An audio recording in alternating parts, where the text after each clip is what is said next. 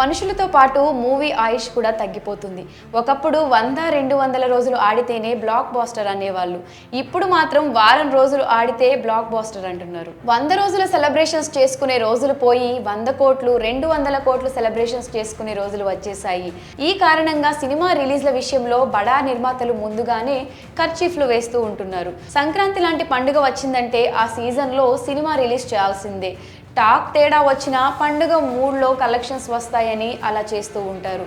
Movie ఆయుష్ తగ్గిపోవడం, సినిమాలపై OTT ప్రభావం వంటి కారణాల వల్ల పోటీ పెరిగిపోయింది. ఈ క్రమంలోనే సంక్రాంతి బరిలోకి 3 పెద్ద సినిమాల మధ్యలో చిన్న సినిమాగా హనుమాన్ వచ్చింది. చిన్న సినిమా అనుకుంటే ఒక మహా విస్ఫోటనంలా పేలింది. థియేటర్లు పెద్దగా లేని పరిస్థితి నుంచి పట్టుబట్టి మరీ థియేటర్స్ ఇచ్చే పరిస్థితికి వెళ్ళింది సినిమా రేంజ్. ఈ సినిమాకి ప్రేక్షకులు బ్రహ్మరథం పట్టారు. సినిమా మొదలై 3 వారాలు అయినా కానీ ఇంకా ఊపెక్కడా తగ్గలేదు.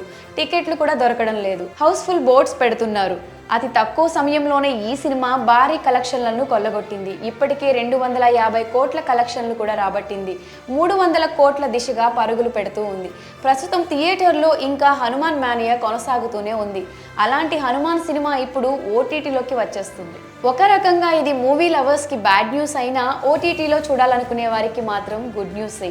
ఈ సినిమా ఎక్కువ రోజులు ఆడాలని, ఎక్కువ కలెక్షన్స్ రాబట్టాలని, నిర్మాతల జేబు నిండాలని హనుమాన్ భక్తులు ఆశించారు. కానీ ఓటీటీ ఒప్పందం మేరకు ఈ మూవీ చాలా త్వరగా స్ట్రీమింగ్కి సిద్ధమైనట్లుగా తెలుస్తోంది.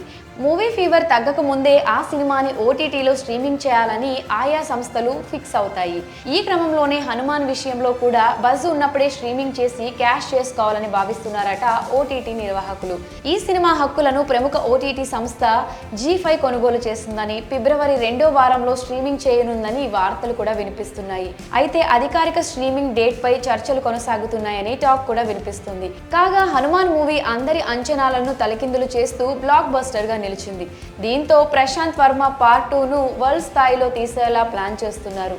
ఇందుకోసం ఎప్పటి నుంచో ప్రశాంత్ వర్మ జై హనుమాన్ స్క్రిప్ట్ కూడా రెడీ చేసుకుంటున్నారు. దీనికి సంబంధించిన ప్రీ ప్రొడక్షన్ పనులను కూడా స్టార్ట్ చేశారు. అలాగే వచ్చే సంక్రాంతికి జై హనుమాన్ సినిమాను బరిలోకి దించబోతున్నట్లుగా ప్రశాంత్ వర్మ ఇటీవలే ప్రకటించిన సంగతి అందరికీ తెలిసిందే. మరి త్వరలో ఓటీటీలో హనుమాన్ మూవీ అలరించబోతుందనే వార్తలపై మీ అభిప్రాయాన్ని కమెంట్స్ రూపంలో తెలియజేయండి.